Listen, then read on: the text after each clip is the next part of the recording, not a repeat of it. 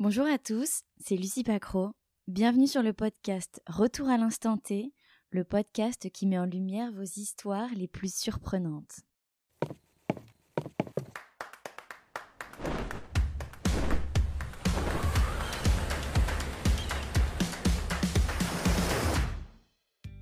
Bonjour à tous. Chaque semaine, découvrez un nouvel épisode en ligne. D'abord un récit d'aventure immersif, suivi la semaine suivante d'un échange dans lequel vous posez vous-même les questions à mon invité. Après chaque nouveau récit, je vous invite à me poser directement vos questions sur le compte Instagram du podcast, Instant T Podcast. Alors comme promis, voici les réponses de mon invité de la semaine aux questions que vous avez souhaité lui poser. Bonne écoute. Salut Louis. Salut. Comment vas-tu ? Ça va super, et toi ? Très bien, je suis trop contente de te recevoir pour un deuxième épisode. Ouais.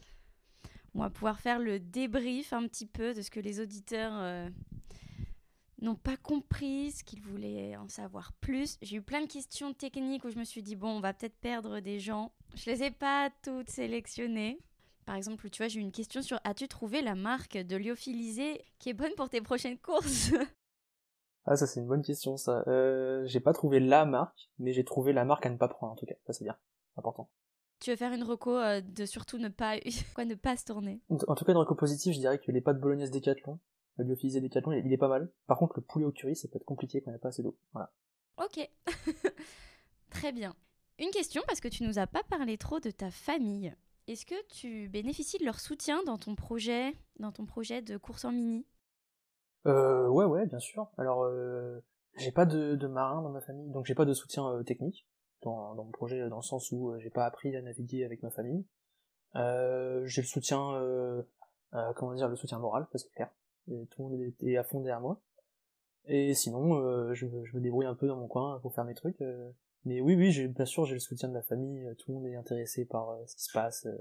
J'emmène parfois la petite sœur ou mon père faire un tour en bateau quand il n'y a pas trop de vent. C'est sympa. Donc c'est vraiment pas leur milieu à la base, la navigation, mais ils comprennent en fait ce que tu fais. Ouais, j'essaie de leur partager un peu ce que je fais, leur expliquer un peu quelles sont les étapes et tout. Non, c'est pas tout à fait leur milieu. Non, mon père était marin, mais militaire. Donc la marine à voile, c'était pas trop son truc. Et puis voilà. Et du coup, quand tu as voulu demander un aménagement d'études, eux aussi te soutenaient dans la démarche ? Oui, ils me soutenaient, mais clairement le plus compliqué, c'était pas tellement d'essayer de convaincre la famille, c'était plutôt d'essayer de convaincre la fac.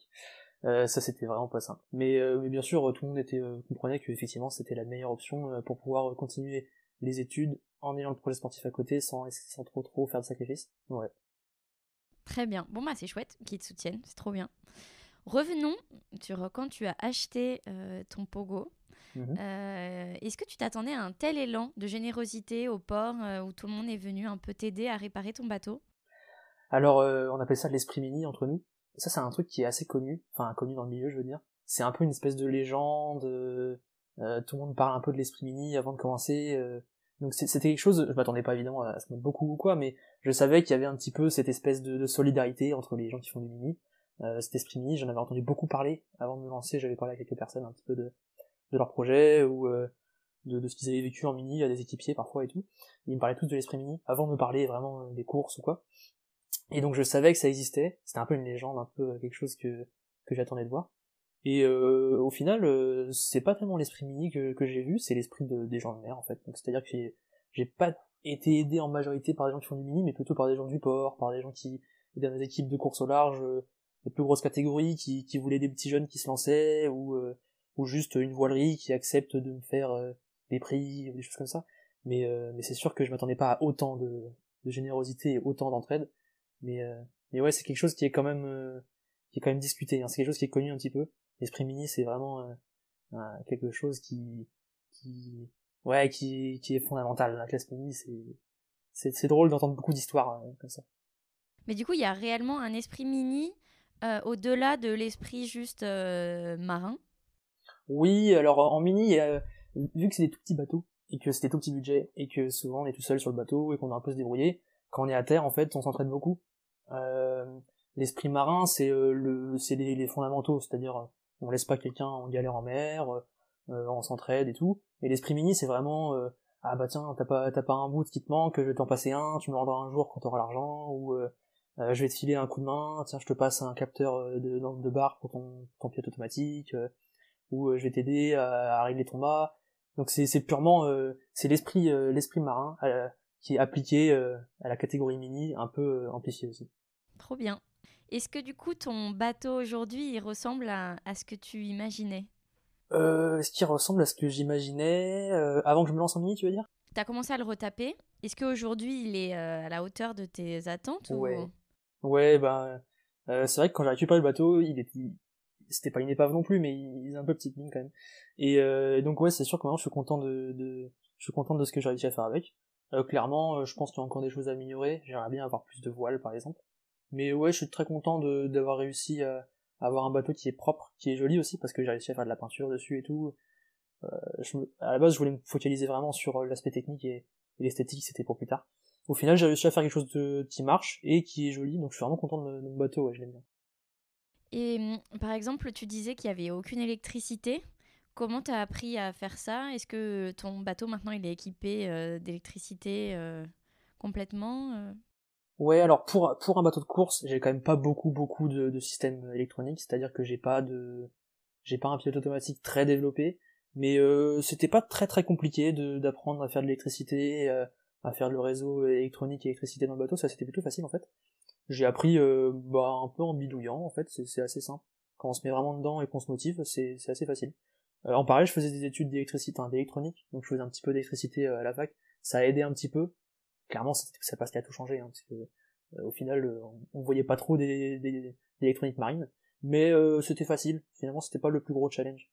Mais parce que ça, l'électricité, tu l'as fait tout seul. Je l'ai fait tout seul, ouais. Ou pareil, il y a l'esprit du port, de tout le monde qui vient filer un coup de main. Ouais. Bah j'ai posé des questions sur quel était le réseau électrique type d'un Mini 650. Ce qui aide aussi, c'est que sur les Mini, on a quand même pas grand chose, donc c'est super facile. En gros, c'est deux batteries, un peu de câble, des interrupteurs, et c'est presque fini, en fait.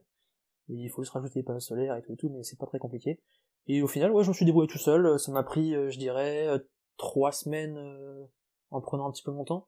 C'était pas très compliqué, mais oui, je l'ai fait tout seul. Après, on m'a fourni les câbles électriques, et après, je me suis débrouillé, avec mon fer à souder et mes petites cosses, quoi. Et du coup, ton bateau, il est prêt maintenant? Tu fais des courses avec? Mon bateau, il est prêt, ouais. Alors, j'ai un programme de course cette saison qui va être beaucoup plus important que la saison dernière, parce que la saison dernière, j'ai pas fait beaucoup de courses. Et donc, le bateau, il est prêt, ça c'est sûr. Moi, je suis plutôt prêt, ouais. Et il reste plus qu'à s'entraîner maintenant pour être au top. Trop bien. Mais tu vas nous en parler un peu plus loin. Est-ce que tu prépares la mini transat et en quoi ça consiste si tu le fais, la préparation? Alors oui, j'ai préparé la mini transat.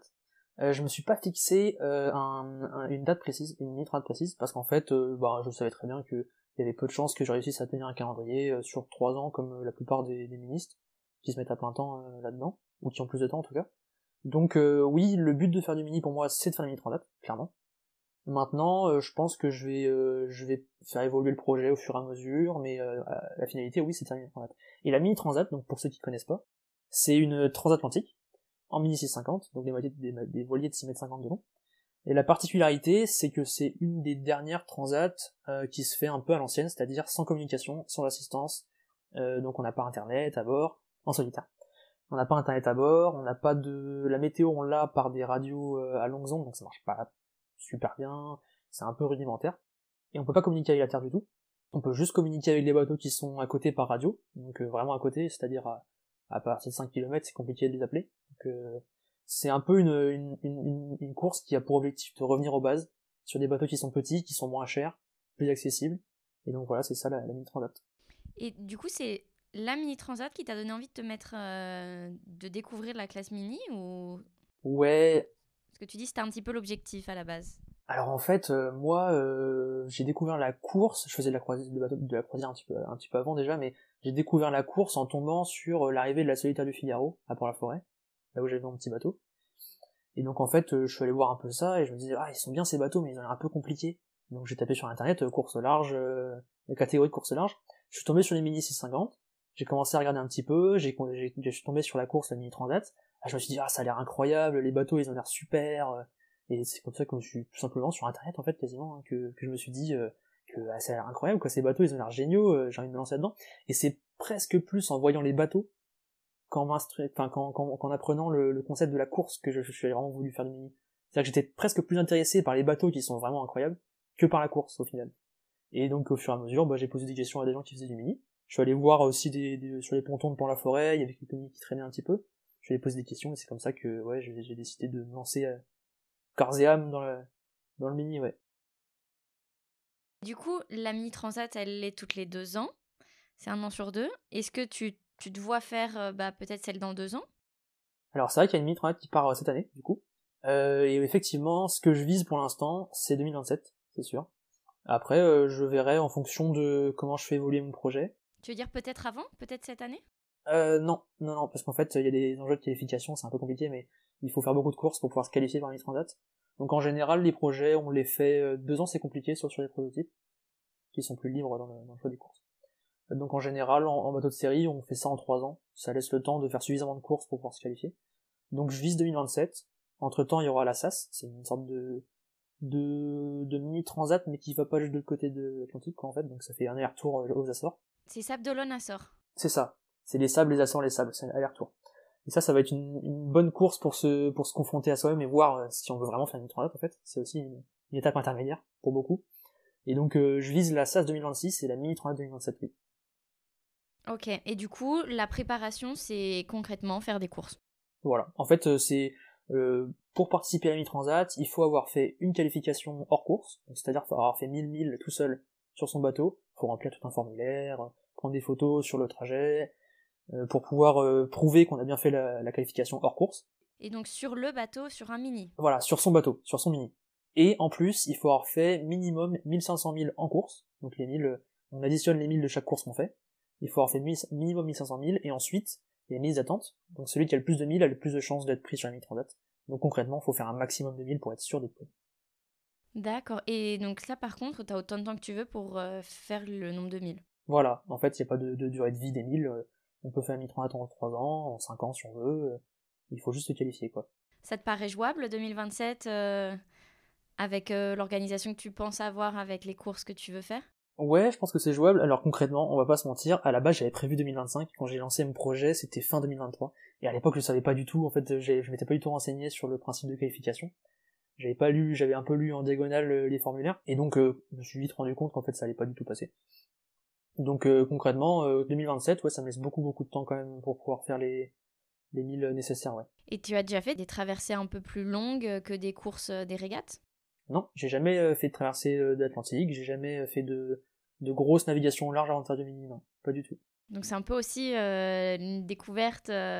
C'est la découverte du large, ouais, c'est sûr. C'est le cas de beaucoup d'entre nous en mini, en fait, on est beaucoup à se lancer là-dedans sans avoir de grosses expériences par le passé. Il y a assez peu de personnes qui ont fait de la grosse croisière, et au final, on se lance un peu, quasiment tous. Il y en a beaucoup aussi qui viennent de la voile légère, qui ont fait de la voile olympique, et on se lance un peu tous là-dedans en apprenant un peu la découverte du large, en apprenant les bateaux, et donc ouais, c'est un peu un challenge, quoi. Est-ce qu'il y a un marin qui t'inspire et dont le parcours t'a encouragé à naviguer ou à faire des courses? Ouais, carrément. Il y a un marin en particulier, c'est Bernard Stamm, c'est un Suisse. Alors lui, c'est incroyable son parcours. Il a fait la mini. Il a même dessiné un prototype qui a donné la coque de mon bateau, le Pogo 1, le bateau de série. Et lui, vraiment, il m'inspire dans le sens où il a vécu des aventures qui sont incroyables, et à chaque fois, il a continué, alors que pour le commun des mortels, ce serait vraiment rédhibitoire quand on arrêterait tout de suite, quand on voit ce qu'il a fait. Et je sais pas combien de fois il a coulé avec son bateau, combien de fois il a été récupéré par des hélicoptères ou quoi, c'est incroyable. Ça l'arrête pas. Ouais, il y a un super podcast qui s'appelle Into the Wind. Il a été invité de ce podcast et il raconte en détail toutes ces histoires de mer, et c'est vraiment ce podcast qui m'a fait découvrir le personnage. Et donc voilà, faut vraiment écouter celui-là, c'est incroyable. Génial. Donc Bernard Stamm, tu dis? Bernard Stamm, je crois qu'on dit Stamm ou Stamm, je sais pas.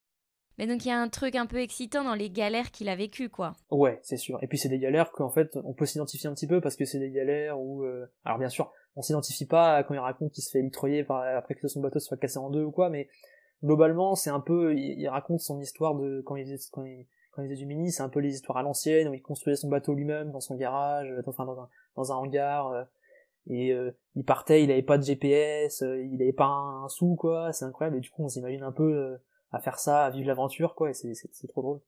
Ok, ça donne envie d'aller lire un de ses bouquins. J'imagine qu'il a dû en écrire avec tout ce qu'il a vécu. Je crois qu'il a écrit un livre. La course au large, est-ce un métier? Et si oui, à quoi il ressemble? Alors ouais, maintenant c'est devenu un métier depuis 20 ans, ça s'est quand même bien professionnalisé. Alors en mini, c'est pas vraiment un métier, c'est plus... on n'est pas pro, on est semi-pro. Il y a quelques professionnels, qui sont sur des prototypes incroyables, mais en mini C50, c'est quand même plutôt l'entrée dans la course au large. Après, dès le Figaro, ça se professionnalise, donc il y a assez peu de personnes qui font du Figaro, c'est une catégorie au-dessus. Figaro, c'est en mini ou pas du coup? Non, le Figaro, c'est la catégorie au-dessus du mini C50, des bateaux un peu plus gros, qui ont des petits foils sur les côtés. Ils font 10 mètres, à peu près 8 mètres, 10 mètres, environ, je crois. Et eux, en général, c'est des professionnels quand même. Et à partir du Figaro, ouais, ça se professionnalise beaucoup. Et ouais, depuis 20 ans, c'est vraiment devenu un métier à part entière. Alors qu'il y a encore 25-30 ans, c'était vraiment amateur et plus des gens qui faisaient ça pour la passion et sans être payés. Maintenant, ils le font toujours pour la passion, mais ils sont payés. Donc c'est génial. Et est-ce que c'est quelque chose que t'aimerais faire? Est-ce que c'est un peu le chemin que t'aimerais prendre? Bah, c'est sûr que quand on se lance dans le mini, quand même, c'est un petit peu le rêve, quoi. De passer au Figaro, ensuite éventuellement de faire des classes 40, de faire de l'IMOCA, c'est un peu des rêves, ouais, c'est sûr que c'est des, je dirais pas que c'est des objectifs, mais c'est des rêves lointains où on se dit que ce serait incroyable après avoir fait sa mini de pouvoir passer dans des catégories au-dessus, faire ça à plein temps, pouvoir se donner à fond dans un projet un peu plus ambitieux. Et c'est sûr que ouais, c'est un peu un rêve, ouais. Donc c'est quelque chose que t'aimerais concrétiser. Ouais, pourquoi pas. Il faut voir après un mini transat. C'est vrai que souvent on dit passe ta mini d'abord. C'est ce que disent les grands marrants comme Michel Desjoyaux. Il disait souvent ça, passe ta mini d'abord, avant de faire du Figaro, avant de faire de l'IMOCA ou quoi. Et c'est un peu l'étape, comment dire, c'est un peu la sélection en fait, la mini. C'est après avoir fait sa mini, on sait si on veut continuer, on sait ce qu'on veut faire après. Et c'est sûr que la mini, c'est l'entrée et c'est parfois la sortie aussi. Et donc, faut passer la mini et après on verra. Tu veux dire que la mini transat, ça donne un aperçu assez concret de ce qui attend un coureur dans les courses au large de manière générale et du coup on sait vite si on aime ça ou pas?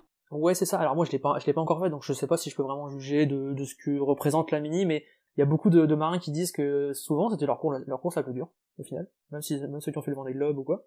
Parce qu'en fait, c'est la première fois qu'on est seul en mer très longtemps. Donc la solitude, elle est dure à vivre. Il y a très peu de technologie, c'est des bateaux qui sont tout petits, donc qui sont quand même très puissants. Donc c'est un peu instable, parfois.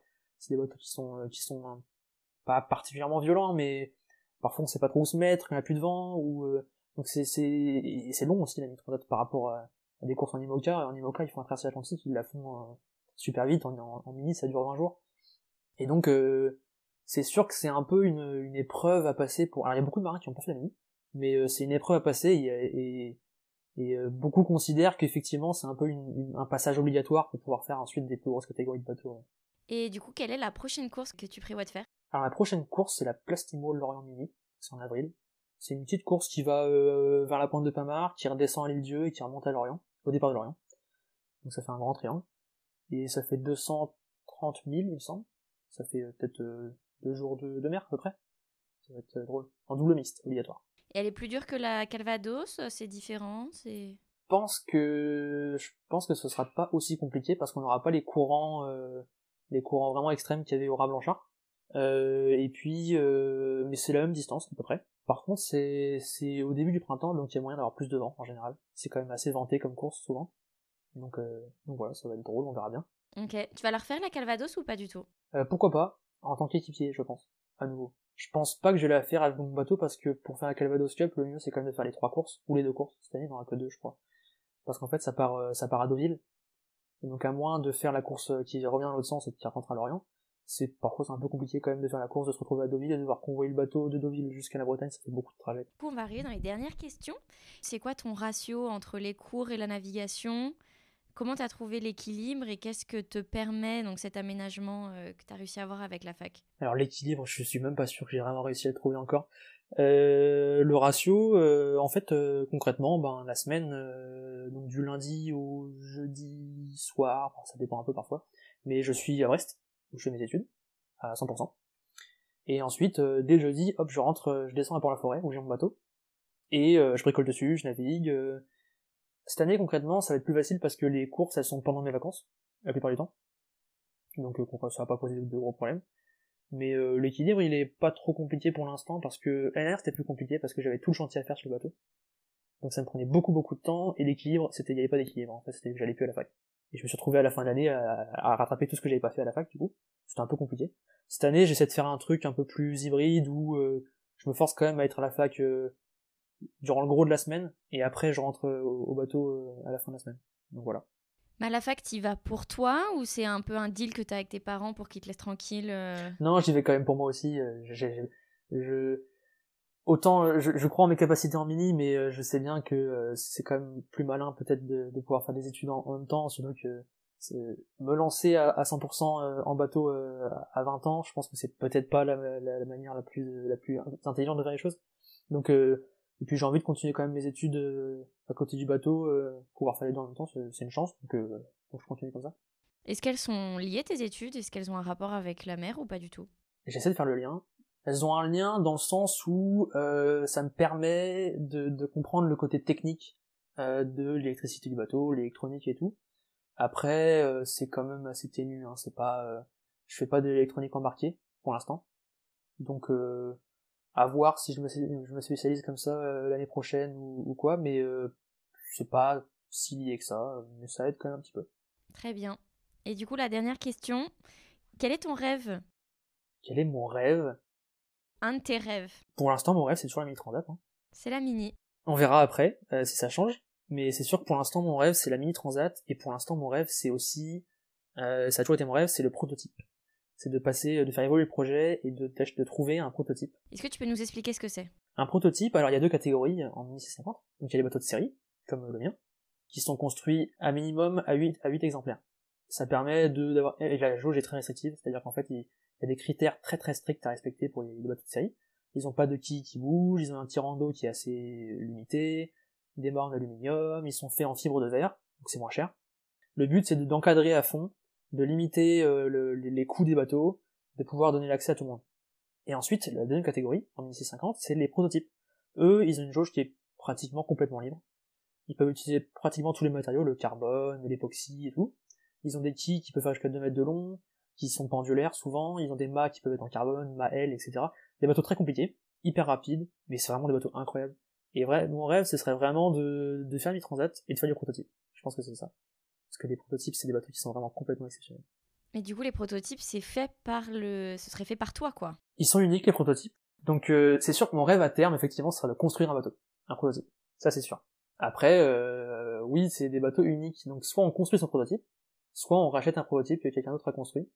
Mais ouais, le challenge aussi, c'est qu'il n'y en a pas deux, comme ça. Donc en fait, il faut un peu tout faire soi-même. Il n'y a pas de pièces d'origine qu'on peut acheter chez un constructeur. Il n'y a pas de... Tout est fait à la main. Donc c'est ça le challenge aussi, c'est de faire un bateau qui soit à 100% à son image. Ça, ce serait vraiment marrant. J'aimerais beaucoup faire ça. Trop cool. Bon, bah écoute, on te le souhaite. Bah merci. Bah merci beaucoup Louis pour tes réponses. Une bonne préparation à toi. Merci. Et bon courage pour la suite. Merci. Salut. Salut. Merci d'avoir écouté l'épisode en entier. N'hésitez pas à vous abonner pour ne pas manquer le prochain. Et rendez-vous chaque lundi pour une nouvelle aventure à la voile.